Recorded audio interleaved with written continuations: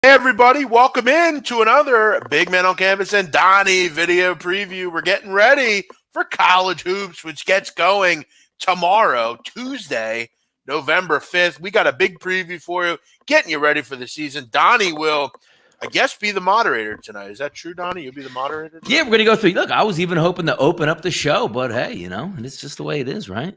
Oh, I didn't know who was No, on the show, so you're welcome to have at it, bro. No, we're going to have a good time here. 2019, 2020 college basketball. And the thing I like about tonight, Jeff, is like we can all do content on setting up the season, getting ready for the season, a couple weeks early, and maybe some people aren't really focused on the season, but I always look at this as almost like a Christmas Eve because the excitement is there. It doesn't mean that you have to go back, as we say, Jeff, 10 games tomorrow and really dip your toes in. It's one of those things where it's fun just to see it live. Bullets on your TV watching these games. Starts early tomorrow, too, at noon. I don't know how many people are going to be betting that Central Arkansas Baylor game, but we're going to go through the card itself, not game by game. Jeff has a couple games that he certainly wants to hit that we'll tee him up on to get over. But more so, Jeff, I think this is for, I don't even want to say instructional purposes. It's just the way that we approach gambling in college basketball and the prognosis that you have during the season. Early season, holidays, a lot of teams take some breaks, and then you get in, January, February, and March, obviously, in the conference play, conference tournament play, and the championship. It's nice to get it going, though, Jeff, isn't it? Yeah, it really is. I've talked before, college basketball is really a 365-day business with, keeping track of transfers, coaching moves, and tempo changes and all sorts of things. But, yeah, I mean, it's always exciting when it comes back. Kind of snuck up on, I think, a lot of people this year. We got Halloween just over, last week, and now it's already college basketball time. But, there's a lot of things, Donnie, you want to do and don't do early in college basketball, really as the season goes on. And we're going to get into a lot of that stuff, kind of some, like I said, do's and don'ts. We'll get into some games. I actually have 5 games, Donnie, that I want to really get into. We'll get into some look-aheads at certain conferences and teams. So let's have at it, Donnie. Welcome in, everybody, for watching. I know these shows are kind of spontaneous. We kind of just start them and do them, and then people watch them on the back end. So, I'm ready to jump in, Donnie. Yeah, we got a little bit of football in the background to have some fun with, but really it's about the season. And again, not trying to say like, massive futures that we're going to give out. Let's just talk about the season approach and opening day. A lot of these kids know, again, we're talking about 18, 19, 20, 20-year-olds. The one thing I wanted you to get through to the people out there that we're looking at is just the changes from year to year to year on what you look at. Because as we know, from like just 5 years ago, Jeff, a lot more people, more analytical, more shooting the three-pointer, looking at more tendencies out there, what could take place. Tomorrow is opening day. So the one thing I wanted to start out with is give me some teams, and again, not for the season, just in like tomorrow that we're looking at, maybe a key coaching change, or maybe we're looking at maybe a style of play from an institution that we're usually ready for, and they say, wait a second, this is completely different than what we're looking at here. Yeah, I mean, there's so many changes, Donnie, from year to year with teams, and really one thing you're obviously going to want to look at is you want to make sure you have some kind of trend stat site that you use, whether it's KenPom or really, whatever you're looking at. But, for instance, like a tempo change, one key one, for instance, would be a team that goes from a massively fast tempo to a massively slow, or massively slow to a faster tempo. Obviously, that would be because of the coach brought in. You look at a team right out of the gate, UCLA. Okay, we know what they are under Steve Alford. They were really quick, transition-laden, don't play a ton of defense. You look at Mick Cronin, though, now in Donnie. You look at their tempo last year, 17th in the country, according to KenPom. This season, 327. That's where we're forecasting UCLA to be. That's a 310 team change. They're going to be much slower, Donnie. They're going to be very much more defensive-minded. The tempo and pace is going to be way slower. You look at a team that's going to be much faster, Nebraska. They got Fred Hoiberg in, Tim Miles out. This year, you're going to forecast them to be a top 25 tempo basketball team. Very guard-driven, very guard-oriented. Last year, they were in the 230s tempo-wise. So, you obviously want to check out teams that are moving on from a coach, or teams that are bringing in a coach. You look at a team like Cincinnati, Donnie, new coach John Brennan. UNLV, new coach in TJ Otzelberger. If you know anything about Otzelberger when he was at South Dakota State, their tempo was incredibly quick. Quick. We want to go fast. It's very transition-based. You get a team like St. Joe's. They're going to go a lot faster with Billy Lang there. California, they're going to go, I think, much slower with Mark Fox. We know anything about what he did when he was at Georgia and other places. So, obviously keeping track of, Donnie, who's where, how that's going to affect the style of play, and could that be a problem for those teams because they're just not really suited to play those types of paces. No, it's a good point you bring up, too. And Jansen pops in here for the three-point line because I did want to go over this as well because when we're talking about changes overall, obviously coaches, teams turnover, but also some of these rule changes that come into effect, Jeff. Two of them that I want to bring up, and I'm just reading this off of the website. Going to be some impactful rule changes next season in men's basketball. Obviously, that's this season. The NCAA announced that the playing rules of the oversight panel approved a three-point line to be moved back to international distance and for the shot clock, Jeff, to reset to 20 seconds after an offensive rebound, not the full shot clock. Yeah, I mean, as far as the three-point line thing, I mean, obviously, nowadays in college basketball, you and I have talked about, and I've talked about in the past, how important the three-point line is to these teams now. I mean, most kids want to be Steph Curry. They don't want to be a guy that backs up and makes people miss and things like that. People want to be Stephen Curry. They want to shoot threes. They want to be the guy that hits the big shot. I don't know how much that really changes. I mean, a lot of these kids are terrific shooters, whether it's, I mean, how far is it back now? I mean, it's 22 feet, 1 3/4 inches. Yeah, which is it's not really going to be noticeable, at least to me. So, you're moving it back, just a little bit. I don't think you're going to see much of a difference. As far as the what was the other rule, Donnie, you mentioned? The shot clock. Shot clock does not reset a full shot clock. It goes to 20 seconds this year. Yeah, I mean, that's just going to make for more scoring. I mean, I think it's pretty clear. I mean, all that's going to, Donnie, basically changes very little. It's just going to be more high. Look, I've talked about in the past these officiating. Officials were told years ago that they want more scoring late in games, more fouls called. Mm-hmm. And you have to remember that with college basketball. You're going to have kids, like, unlike the NBA where you're down, if you're down 6 with 12 seconds to go, a team's not fouling in the NBA. A team could be down 12 in college basketball with 7 seconds left and they're fouling. All that stuff is important, but higher scoring games, most people think are more interesting to watch, and all that stuff really helps all that. Yeah, it says also, according to the release, when they came up with the rule to push it back, it said, making the lane more available for dribble drive plays from the perimeter, slowing the trend of three-point shots becoming too prevalent in men's college basketball. I don't think that's going to slow down at all, and assisting in offensive space. Yeah, exactly. Like, that's going to stop anybody from shooting more three-pointers, even though the analytics will say always take the three-point in that spot. So got some things out of the way, coaching changes, some teams that are moving along with their philosophies, but also more importantly, Jeff, let's take a look from a philosophical standpoint. Tomorrow, entering into opening, there's a lot of games tomorrow. There's a lot of games, on Wednesday as well. But looking at tomorrow, just like on its head, what can we anticipate? Because, again, there are some rule changes, and these teams know about it. It's not like it's just, they opened up, they shook hands, say, hey, by the way, we're going to move the three-point line back tonight, and we're going to change the shot clock. They know when they're ready for this. But what can we anticipate tomorrow from some of these teams? Forget about even like the games in MSG, like the big-time Titanic battles, even like the VMI East Carolina games, Western Carolina, Georgia. Do we look at these games as these teams are ramped up and ready to go, or the approach for opening day should be what for the people out there? Well, I think the approach for opening days, you have to be you got to tiptoe, man. You can't be jumping in, not knowing anything. You have to know so much. And, Donnie, I said this today. I did a radio call, and they asked me that similar question. Mm-hmm. How do you approach day one in college basketball?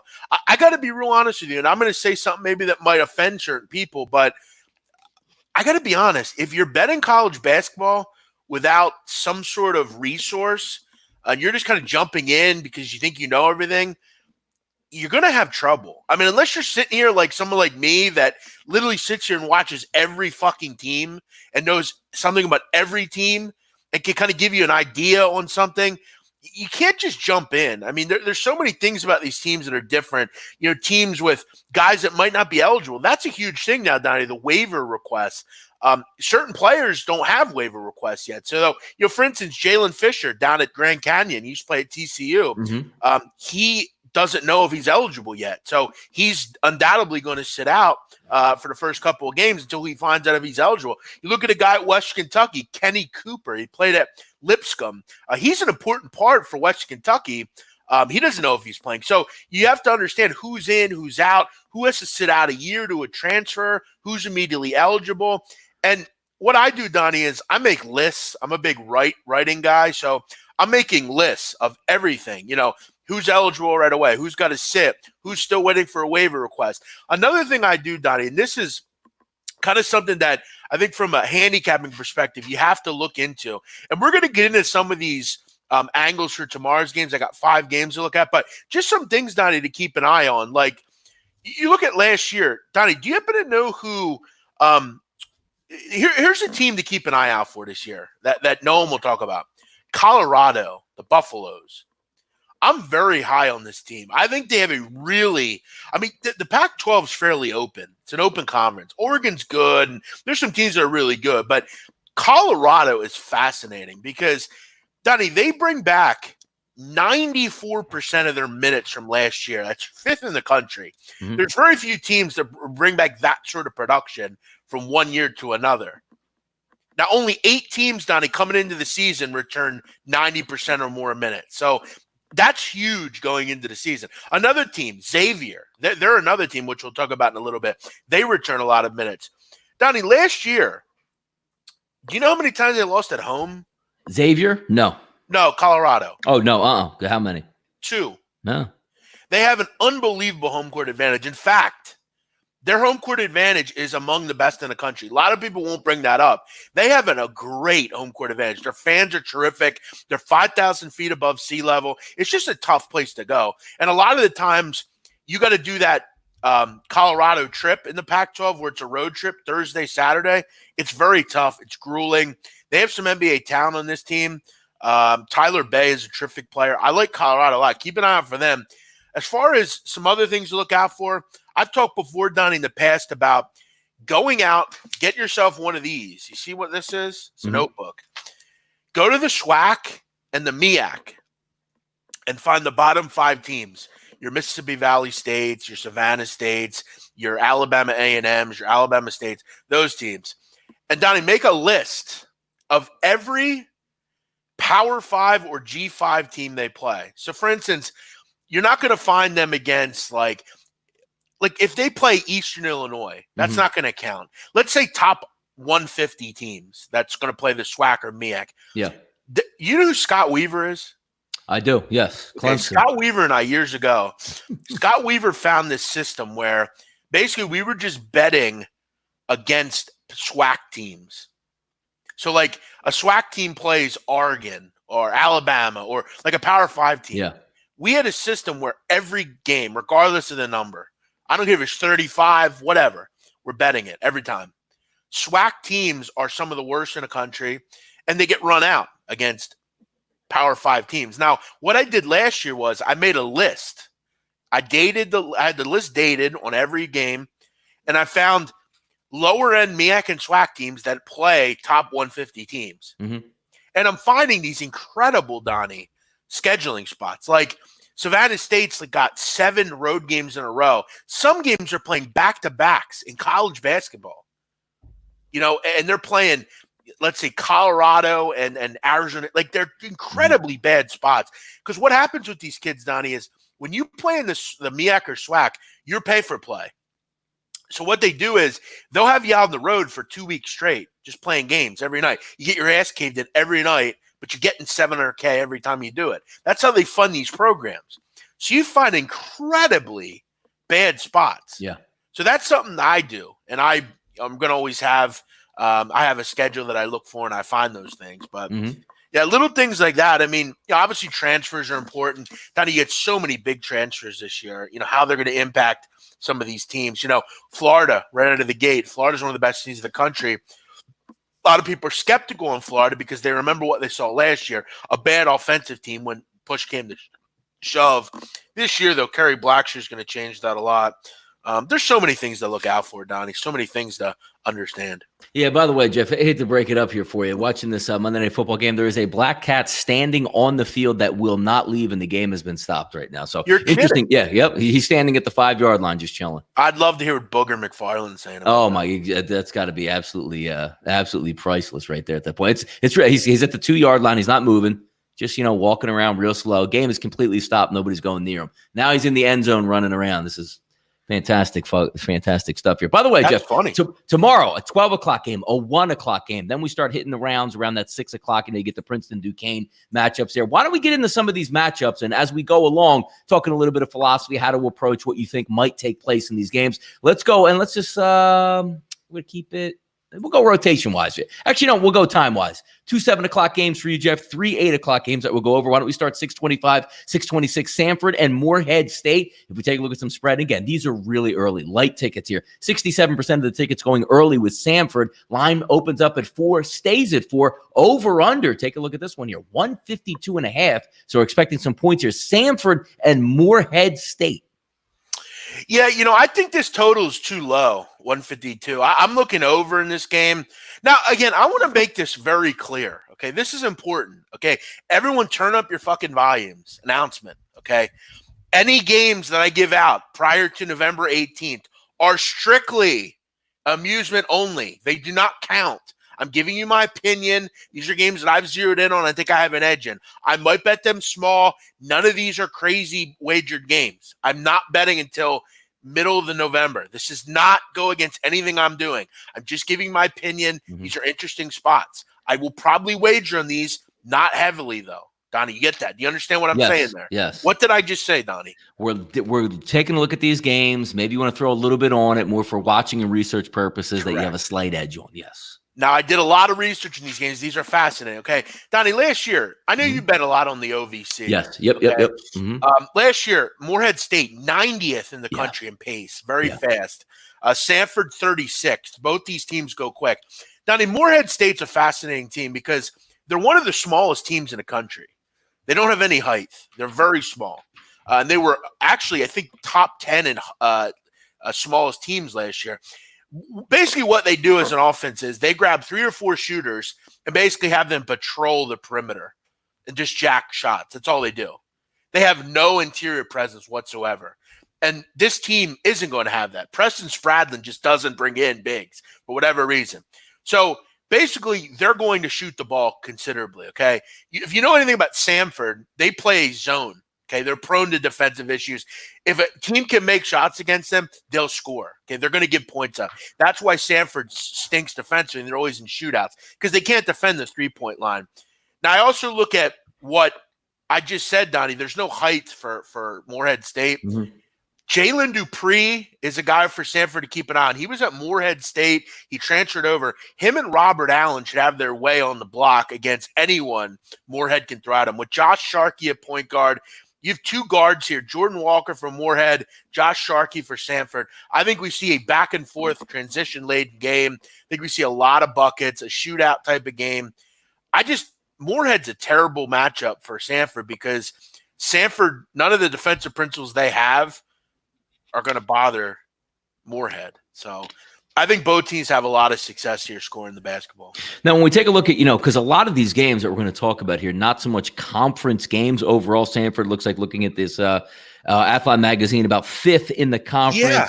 First team all SoCon, Josh Sharkey. How we sit, but like the way we're trying to say is this, leveling up in competition, as we like to say. Not really like Big Ten versus SoCon, but there is a disparity here between these two teams and these two conferences. There is, but I think for Samford, I think the problem with them laying points is, first of all, it's a road game. Second of all, they're just not very good defensively. They play a lot of close games. I will say, though, Donnie, Samford was a terrific ATS team last year. They're one of the best in the country, so keep that eye out for it. But, yeah, look, if I had to play it, I would probably bet Samford. I think they're good enough. Samford's interesting. They're going to be they're actually a team that I think could be a real sleeper in this conference this year because Josh Sharkey, to me, is probably the best player in the conference. This is a really good player. I just can't get involved with them on a consistent basis due to their defense, but there should be plenty of points in this game. And I think they're actually on similar levels. I think Samford's a bit better, and that's why they're 4-point road favorites here. All right, messed up rotation number here, 307-037 and 307-038. Jacksonville and Xavier in this game, Jeff. Yeah. Looks like DraftKings, I do have actual line on this, minus 23.5 and a total of 146.5 between these two. Obviously a market difference between conference play and talent level.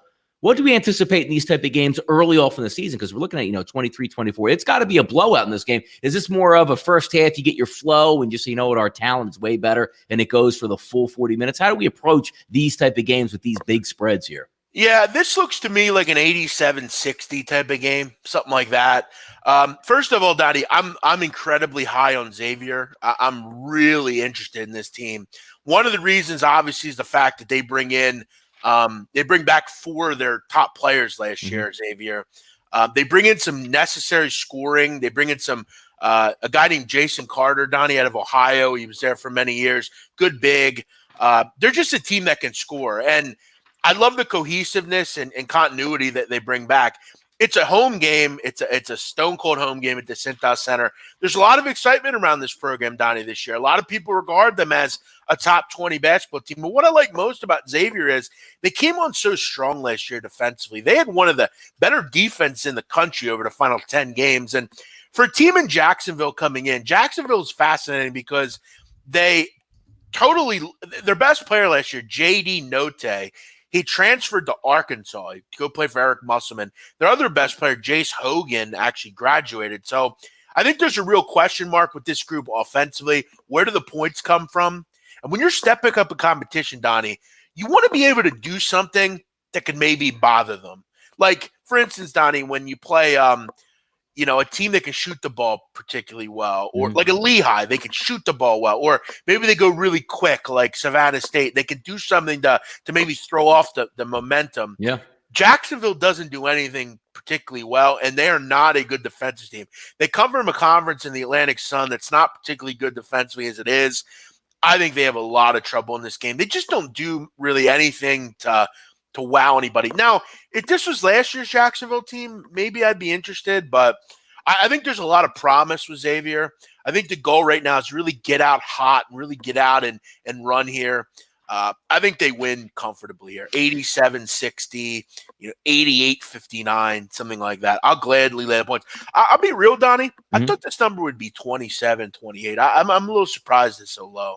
Yeah, let me see if there's anything else. 24 is at Bet Online, 23. But you're ready. You have a 23, 23 and a half, and a 24 out there. Also, Jeff, spend a minute talking about this. You talked about Oregon, and let's just play like a SWAC team. You're just going to mow them down. When you take a look at the A-Sun, you can get a decent level quality of football, Jeff.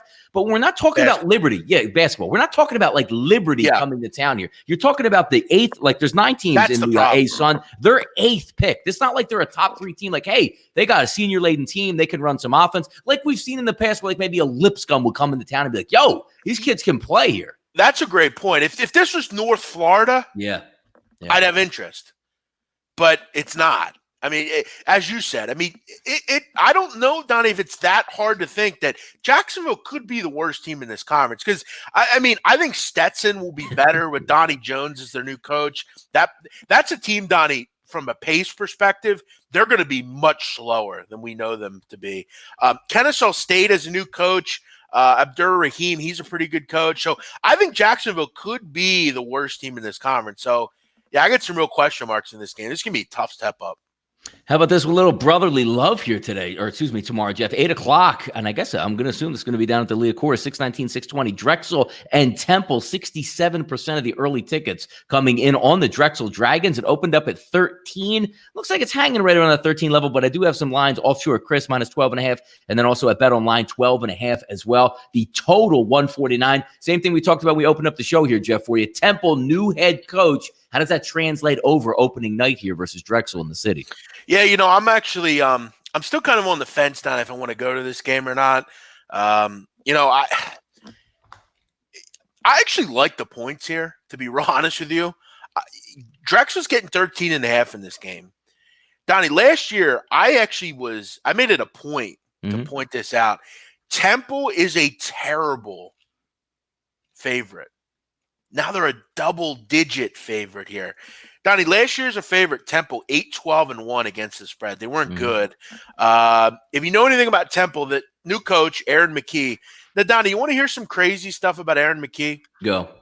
Aaron McKee was basically asked in the offseason about what will his offense look like, okay? And he was quoted as saying this: up-tempo, but reliant on defense, which basically what that means to me is we're going to play a lot of man-to-man. We're going to hope to turn teams over, and we're going to hope to run in transition with our guy Quentin Rose and our young guards that we have, our Nate Pierre-Louise and guys like that. Donnie, here's the problem. If Temple gets into a half-court game, defensively they're going to struggle because they have no rim protectors. They can't rebound. They have nowhere to go inside. They're incredibly weak at the bigs. Do you ever see Damian Moore play? He's terrible. Yes. He stinks. He's so slow. He can't really do anything. So I look at Temple here. If I know anything about Zach Spiker and Drexel, one thing they've always done with that team, they're quick, they're guard-oriented. He is very up-tempo, transition-laden. I think Temple has problems tomorrow in the first game. It's a new coach, a lot of new players. Drexel, the guards know each other. They've been there. They have a big Donnie, James Butler, double guy inside. I think he could have a big game and bother them. This is always a tough game. Any game involving city schools, whether it's LaSalle, Drexel, Penn, they always give Temple problems. Temple's good. They're not great. They shouldn't be laying this kind of number. I don't care where the game is. They struggled last year as a favorite. They're a double-digit favorite. I think Drexel goes in and hangs around here. I got to tell you, Jeff, looking at the AAC, sort of like predictions here, you get the normal guys up top, the Memphis, the Houstons, the Cincinnatis, and then I got to tell you, kind of shedding a tear, Jeff, for UCF picked 10th in the conference. Eesh. Yeah, it's going to be a down year for Johnny Dawkins. I mean, unfortunately, it's just one of those years, Donnie, where you lost a lot of talent. I mean, I do think they're better than Tulsa. I wouldn't put Tulsa in front of them. But, coming back, you do have some interesting names. I mean, they brought in Dazon Ingram from Alabama. He's a pretty good player. You have some pieces, but it's just going to be life after Taco Fall, which is kind of sad. I mean, he was a mainstay for so long there. And, the Aubrey Dawkins, the B.J. Taylors. It's definitely sucky to have. Yeah, it's a big injury in that conference, too. Alexis Yetna goes down for South Florida. Yeah. That was a shame to see that injury. I mean, that guy, not to say that they were going to be a great basketball team, but an upper echelon team in that conference with a couple guys that can really be used as mismatches. That's going to be a big one. Yeah. They're a fascinating team, South Florida, because – Donnie, LaQuincy Riddell was a terrific player for them last year. But you know what's weird about South Florida is most of their offense last year, Donnie, like 60% of their offense, you know where it came from? Rebounding. The foul line. Yeah. And they were one of the worst teams in the country shooting free throws. It was weird. But yeah, losing Yetna hurts. I mean, he's your second leading scorer last year. You're going to have to replace him, and that's a big loss. They have good guard play, but you're going to have a real issue in the middle. Yeah, that is going to be a shame. These are the conferences that I do love. I mean, I really enjoy these and not really lower level, but just non-Power 5 schools like that, just addition low. And I wanted to spend a little bit of time with you on this conference and talk because, come tournament time, some of these teams are going to give teams problems. I know you've been watching Memphis for a couple of years now, even looking at the predictions here. Memphis, top of the class here, or predicted to be top of the class in the AAC. Do they have enough guns to get through? I mean, we know Penny Hardaway can bring in the talent. It's a lot of young talent, but they are one of the few teams, Jeff, in this guy. Houston has it. Cincinnati has it. But outside of that, a true home court advantage that matters. Memphis gets rocking, man. They get behind their basketball squad. I just have some real questions about this team. Brass tacks, like, can they score? Mm-hmm. Like, can they do things that win basketball games? And, Donnie, one of the websites that I respect considerably in the business is 3-Man Weave. Mm-hmm. They do an unbelievable job. Those three guys, they love basketball. They know personnel. They're terrific. And they highlighted kind of, Donnie, the sheer kind of inconsistencies of preseason rankings with Memphis. So, Donnie, listen to this. So, Seth Davis, who I don't like, I'm not a big fan of, he ranked Memphis as his 6th best team in the country. Gary Parrish, 7th. Andy Katz, 11th. Jeff Goodman, 12th. But then you go down and you have like Jeff Borzello, 13th, and Rob Douster from NBC, who Rob Douster's pretty smart. He's a good college basketball guy. 20th. So there's a huge discrepancy in what this team is. Now, in this conference, Donnie, they're the best talented team by a wide margin. They're going to do things in this conference we haven't seen in a while. But I have a few questions. First of all, how does Penny Hardaway deal with so much talent, so much young talent, so many different pieces, Expectations? Yeah, right. I mean, you see Penny the other day on the College Game Day. Like, there's a lot of questions. I like Penny.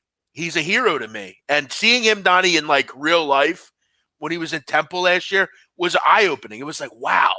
Like I saw him and like, wow, that's Penny Hardaway. Like, wow. I have two question marks on the court. Who's their point guard? You got like a lot of questions. Is it Booger Ellis? Is it Damian Bow? Who the hell is the point guard? And can they score in a half court? They're very transition oriented. And Donnie, last year they had a guy named Jeremiah Martin, right? Just a scorer, just does it all. Gets to the hoop, creates, gets you a shot when you need it most.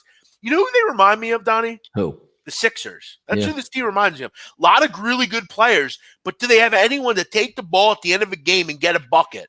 I don't know if they do. And in this game, if you can't score in a half court, teams are going to sniff you out real quick. Who becomes that guy?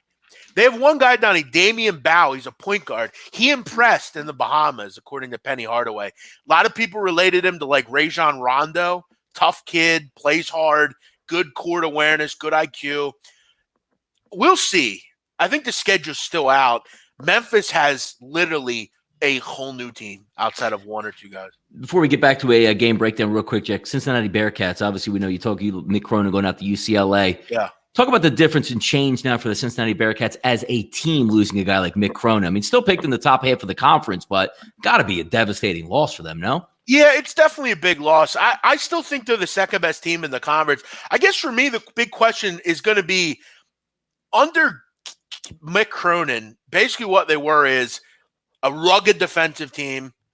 We're going to rebound the hell out of the basketball, limit second chance opportunities, and create the half court through a guy like, Jacob Evans or Troy Copain or Jaron Cumberland. I think the guard plays good. I don't love the rest of the team. What's the pace going to be under John Brennan? I think obviously, a little bit quicker. Is there enough depth there? A lot of newcomers here. I'm not real into them. I think in this conference they're top three, but I think to me, Donnie, after the top two in Houston and Memphis, I think the drop off's kind of significant. It'll be interesting. They have the best player in the conference in Cumberland, but outside of that, what else do you have? Yeah, good home court advantage, and they have a couple things going from there. Let's get back to another game, Jeff. Quick breakdown here, 6:51, 6:52, another 8 o'clock game, Eastern Standard Time tomorrow night. 138 tickets on this game. EIU has broken my heart many times over the past 2 years, Jeff, going up against Texas Tech. The Red Raiders opening up lines 23. There is a 22.5, but primarily, even at BetOnline, Jeff, we have actually 23.5 with a total of 142. About a 50-50 ticket split here between the Red Raiders and the EIU boys. Donnie, who to me one of the most intriguing teams in the country is? Who is it, man? Texas Tech. Yeah. Because I think they have a top 3 coach in the country. Chris Beard's that good. He has a big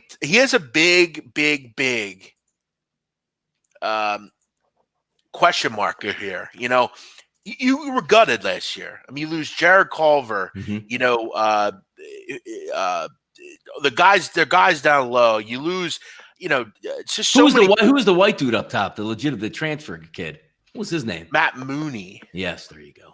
Now you still have Moretti, the Italian kid, who's going to be a huge point for this team. Yep. You bring back him. You have some guys that you're excited about. You bring in. They actually brought in guys, some good transfers. Chris Clark, he was at Virginia Tech. He's a guy that's going to help them. And then TJ Holyfield, who was down at Stephen F. Austin. Those guys are going to be important. But Donnie, they have some real talent at Texas Tech. I mean, a ton of it. And they're going to be great defensively. They're going to just destroy you on that end. There's a guy, Donnie, they brought in, a freshman. His name is Kevin McCullough. Listen to this quote from Chris Beard. Go. He was asked about McCullough's, the anticipation of McCullough, and he says, McCullough has the chance to be one of the best players ever to play in this program.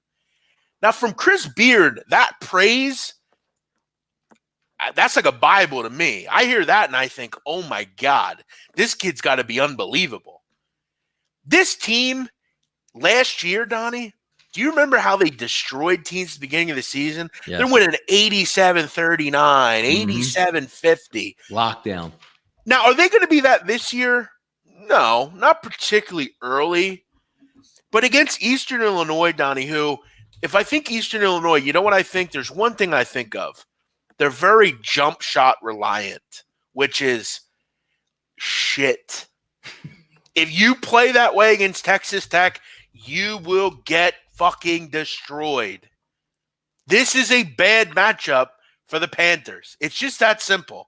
When you play Texas Tech, you've got to be able to rock, you got to do something different. You got to try. I mean, there's not much to do against Texas Tech, Donnie. But this is the last team I want to play in the first game of the season. It just is. Out athlete them, you know what I mean? Yeah. If their jumpers aren't falling, it's just not going to work. I mean, I've seen it all, especially with that squad there, man. Yeah, and I mean, you think, Donnie, with some of the guys coming back, I mean, Moretti is a terrific player. He's a terrific shooter. Jameis Ramsey, who is a freshman, he's 6'4" guard.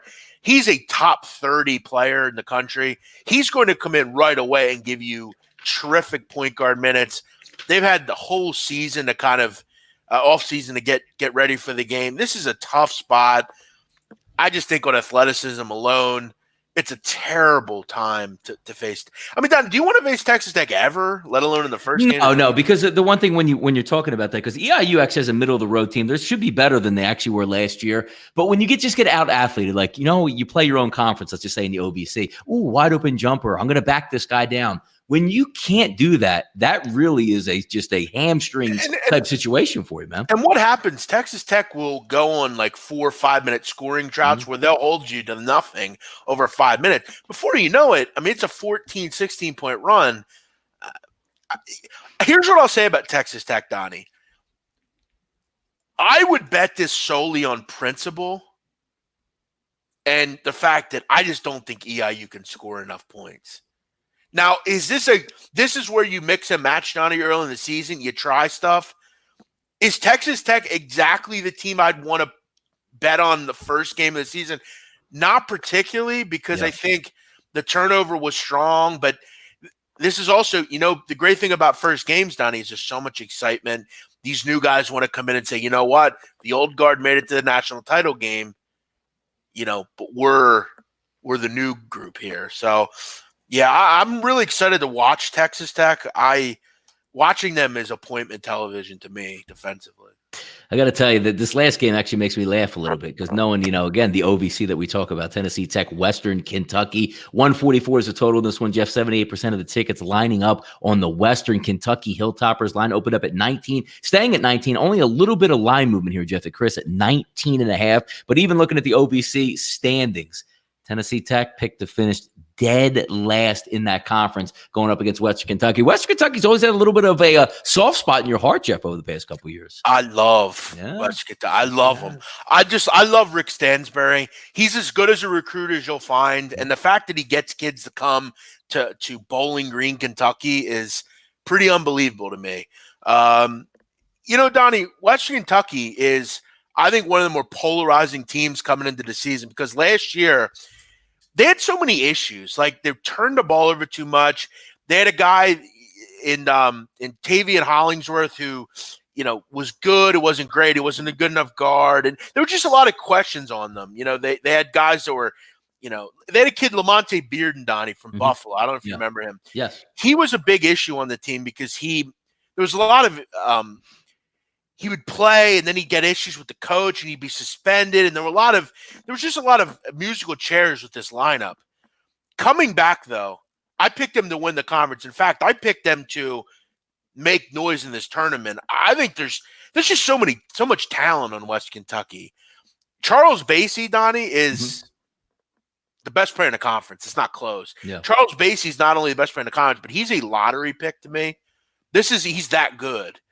He lost, Donnie, I heard, 10 pounds. He's a little bit more built. I'm hearing Kevin Durant's name around Charles Bassey. That's what I'm hearing. Like, I watched a pro-am game. Like, they did a pro-am the other day. It was like just to see how the team's looking and that kind of thing. I've heard unbelievable things out of Bassey. Like, supposedly he's looking really good. here's Tennessee Tech's problem, Donnie. They have a couple in this game. They have a new coach. So it's a whole new system for them. From what I understand, Donnie, Tennessee Tech, their new coach, you know what his offensive outlook is? To quote unquote, bomb away from three, which isn't exactly a and great. They don't really have the shooters of that caliber either on that squad. So now, if this was Duke, Jesus. I'd understand it. What is this, VMI? I mean, good Lord. Right, and that's why VMI sucks and they never win anything. Donnie, here's another problem with Tennessee Tech. Mm-hmm. They have no bigs. Okay, Donnie, Charles Bassey dominates like Old Dominion's bigs who are pretty good, and like players like that. What is Charles Bassey going to do to this group in this game? I mean, they're going to destroy them. No, just work them. Donnie, they have scoring all over the place, West Kentucky. They brought in a kid in Cameron Justice from IUPUI, just a scorer. Connor Williams from Northern Kentucky, who's a scorer. Mm-hmm. They just have talent everywhere. I hate to say it, but this is just a mismatch. I don't know how West Kentucky doesn't win big in this game. I don't know where Bassey doesn't go off for a big game and just kill this group. The new coach, the shit angle to like just shoot from three all the time, like that's not going to win you games. You're not going to stay in games playing like that. No, nice little 5-pack there. And I like how you stretch it across, Jeff, getting a little bit of OVC action, some of these younger teams to watch. Now, here's the fun part that we're going to have. Forget about capping these games tomorrow, Jeff, right? See, we're all interested. We want to watch college basketball. We want to enjoy it. We want to look and see the Duke-Kansas game. We want to see Michigan State. We want to see all that fun stuff. But I don't even want to talk about like a list here. We're going to go just like a top 5. So you know what, tomorrow, at the end of the day tomorrow, give me 5 things that might surprise, might stun, or like, you know what?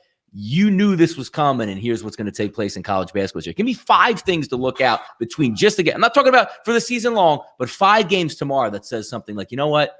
I told you this team was going to be good, or this player's something to watch, and this guy just dropped 25, or this coach is in over his head. Give me some things to watch tomorrow.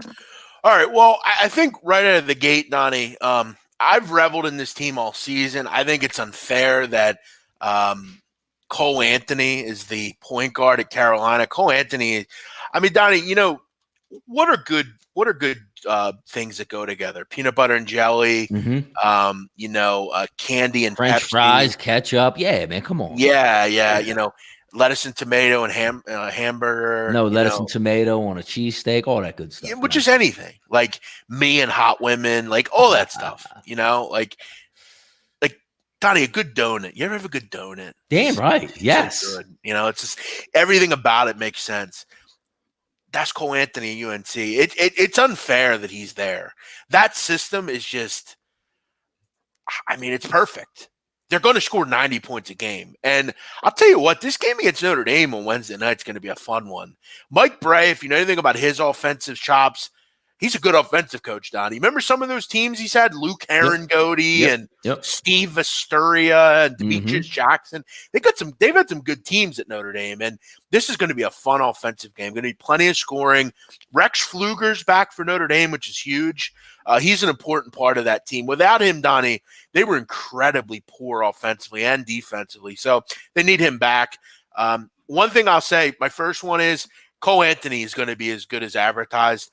In that offense, there's just scores everywhere. I mean, it doesn't matter where you look, they have it. They bring in a kid, Justin Pierce from William & Mary's, a transfer bomb shooter. It's just fantastic. Another one, Donnie, Purdue. I think the big question about Purdue is who's Carson Edwards here, because Carson's gone and he's not coming back. They have a kid, Jihad Proctor. He's a transfer from High Point. Tubby Smith. Oh, there you go. Yeah, of course. Yeah, there we go. Tiny ass Jim. Yeah, good. Really good scorer. He's not Carson Edwards, but he's pretty good. He could be interesting. Watch out for him because they have some really good defenders there. Nojel Eastern, Ryan Klein, guys like that. They're a good defensive team. They just need a scorer. John Proctor might be that. No, by the way, before, and I know you're going to keep going here, but I like to interrupt and do some fun things. Quick hit or miss here for you. Tomorrow night's games at the Garden. Obviously, Duke's going to be in there. Second game is going to be Michigan State and Kentucky. Which game finishes closer together? Like, not so, like, let's just say Duke wins by 10 or Michigan State wins by 10. Which game has the closest margin of victory tomorrow between those two? Yeah, I'll be honest with you. I don't.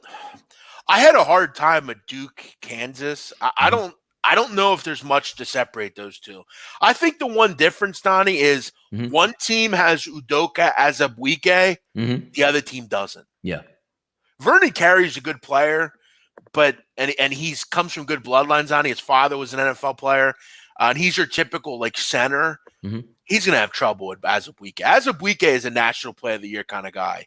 He's a Joel Embiid type of player. I don't know if he's exactly Embiid, but he can have that much. If he can stay healthy, he's a top 5 player in the country. But then I look at the rest of the team. I think Trey Jones is going to grow as a scorer for Duke this year.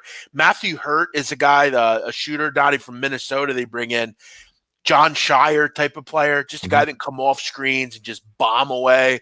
I couldn't split much there because the guards for Kansas are terrific. Isaiah Moss is a guy that they need there. He comes in from Iowa, just a good scorer, a guy that can do kind of everything.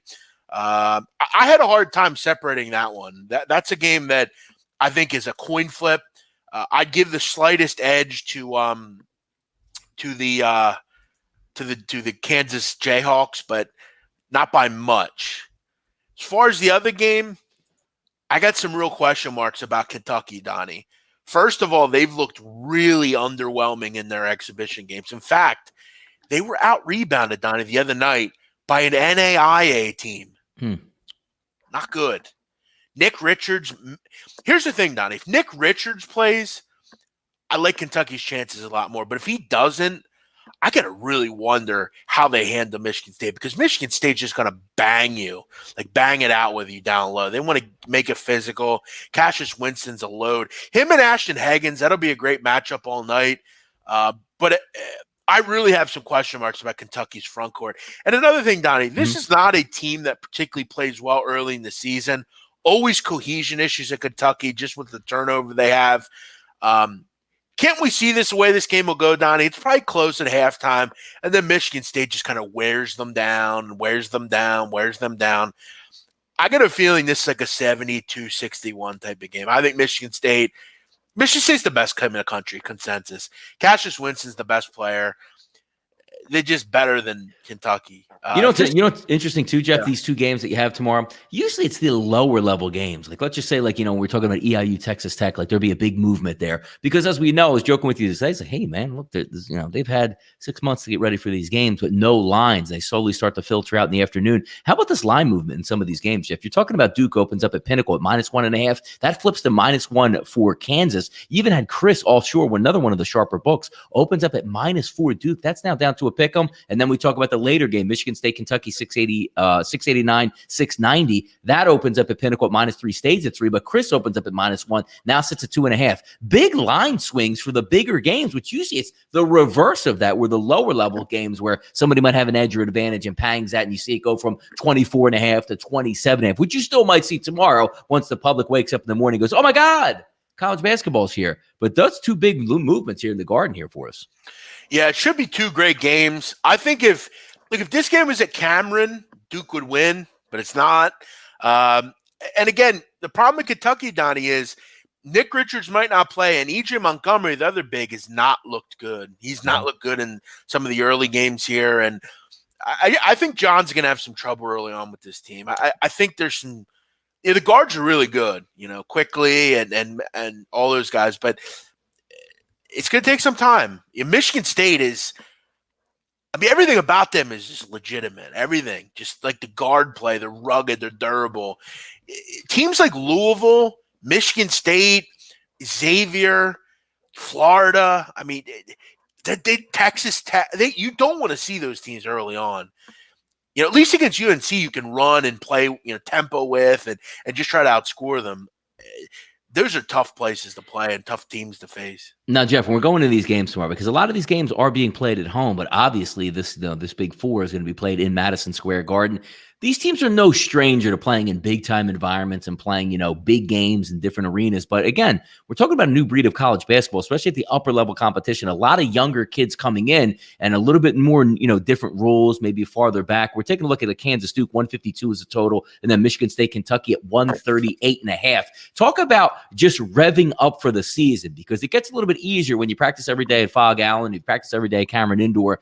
Hey, you know what? I know the sight lines. I splash threes down here. This is my spot right here on the floor. Talk about maybe seeing some of these arenas, because even talking about Madison Square Garden, you also get into some of the holidays where you're playing in, like, you know, Bermuda, the Bahamas, Hawaii, just places you haven't been to, and how that could affect shooting, or even the way the team prepares for a game, because it's not your home environment. You're not just rolling out of bed, you know, getting to shoot around and then playing a basketball game on your campus. Yeah, I think exclusively, Donnie, when you're looking at games, particularly between now and Thanksgiving, it is imperative that you're looking where the game is, because college basketball does you dirty. They don't say, like, hey, you know, like they'll just have Duke against, you know, Kansas. And then you have to kind of look at where the game is, Donnie, because there's a home and away team. You got to know, is this game at, you know, like Donnie, West Kentucky plays at EKA Diddle Gymnasium or whatever it is. Like, I know that, so I don't have to, like, it's easy, you know, or, you know, McKeon Pavilion, which is where St. Mary's plays, well, whatever. Obviously, you need to understand that some of these games, MSG is not a big deal. Usually, that's fine. I mean, no teams have issues there, but you're going to have teams not only playing in the Cayman Islands, Bahamas, Puerto Rico, Maui, Mexico. Yeah, I mean, some of these gyms, I mean, it looks like a fucking, you know, high school gym. I remember, Donnie, when USA Soccer played against Trinidad and Tobago. Yes, it was like a third world pitch, so to speak. Like, they didn't have, like, proper, like, sewage and, like there was no, like, drainage system. There's, like, it'd be like an NFL game on, like, a burnout field, like missing patches of grass, and like you're running into the end zone. It's uphill. Yeah. You see it actually, Donnie, in like Euro qualifiers, like in Bosnia and places like that. You'll have like pitches that have like mud, like rocks everywhere. It's just like, but yeah, you need to understand where these games are. My advice to a lot of people, unless you have a definitive edge, unless the tournament's Maui or like even the Atlantis one, that's a good one. But outside of that, Donnie, my advice, stay the hell away from those ones. There's just you're not getting. Plus, you have kids, Donnie. At the end of the day, Joe Duffy told me this many years ago. We were talking about bowl games, and he would tell me about how, just think about it. These are kids going to tropical places. Many of them have never been outside of their city, Donnie. Exactly. Except a recruiting trip, and then they're going to like Hawaii and stuff. Yeah. And you're going to send them to the Cayman Islands. And, and it's just, it's so tough. And for me, my advice to most people, if you're watching this, tiptoe lightly, bet a little bit, wait till right before Thanksgiving and after. You'll have a lot more success. You can see some stats. You have some stuff to go off of. Don't just jump right in, I beg you, because that's how people have financial problems they can't get out of with this. Like, it's an abyss that you just fall into. Yeah. Because, Donnie, gambling can be a fucking cruel thing. Like, if you're just throwing money away, like, you can really fuck yourself, man. Like, sometimes you have to just, like, take a step back and let some things matriculate. Or find 4 or 5 games like I did here, bet them small, and keep the lever down. You know, you don't have to go crazy. This thing ends, Donnie, in April. Okay, it's November 4th. Exactly. You got other sports too right now. You got college football, you got the NFL, you get the NBA, you got whatever else is your, you know, random sports, your horse racing, your hockey, your whatever. So you really got to be careful. No, it is good. And it's fun to talk about. And like, you know, we're talking here, the hour goes by quick, and tomorrow it jumps off, and we'll be talking all during the day, shows that we do. You're going to be interchanging now, college basketball, what happened, what did you see? But I think the fun of it is also, Jeff, and talk about this for a little bit of people, because, you know, outside of you could tell you stuff about all 353 teams. Talk about the value of maybe saying, you know what, because most people, they don't have the job we do where we sit in front of computer screens all day. We have the time to do the research and watch a lot of game film. Talk about maybe the novice bettor that says, you know what, take a look at maybe 1, 2, or 3 conferences. Get to know those conferences, because conferences, they play similar styles. They're against like athletes that maybe you can find an advantage. You know, I really like the OVC. Let me look at these teams. Like, if I really like, you know, the American Conference, or I like the Big Ten Conference, like, specialization in college basketball isn't a bad thing because of how many teams are out there. No, that's actually what I would like. If someone asked me, like, how would you do what you do, I would say, well, you got to start somewhere. Because, Donnie, I think like handicapping and like sports, like content and stuff, like I think I'm pretty good at it because I have a legitimately really good memory, and like Yeah. I could just memorize shit, Yep. and like I could say one thing once and I always remember it. Yeah. So like for me, it's kind of normal, but like I would think for someone, find a conference. For instance, like the Colonial, the CAA. Hmm. If you were to ask me, like Donnie, ask me what's one thing about the CAA you would tell somebody. I would say, Hmm. well, every team plays no defense. The guards are usually really good. There's a lot of ball screen motion, a lot of good offense, a lot of good, just solid offense. Hmm. A lot of overs. A lot of times the totals aren't real high either. Yep. You have a lot of teams that press, like a UNC Wilmington. You have teams of good guard play like James Madison or Delaware or College of Charleston. You have guys like Justin Wright Foreman, who was at Hofstra, that was just a bucket getter. I mean, you have conferences, Summit League. They're another one. Now, the Summit's a bit different now because guys like Mike Dahm are gone. But you find conferences that are just like the Patriot League, usually very defensive minded. A lot of American, Colgate, those teams. Run the shot clock down, get the good shot, not super athletes. Yeah. Yep. Sure. The MEAC is going to be just a lot of, like, if you were not to go to, like, 8th and Diamond right now, watch a basketball game, Yep. that's what the MEAC is. It's a Yes. lot of, like, just guard oriented, like, not the greatest players, but just bucket getter type of guys. Don't play a ton of defense. A lot of just random basketball. Some of the conferences a little bit more complex, like the Sun Belt. A lot of good defenses down there, and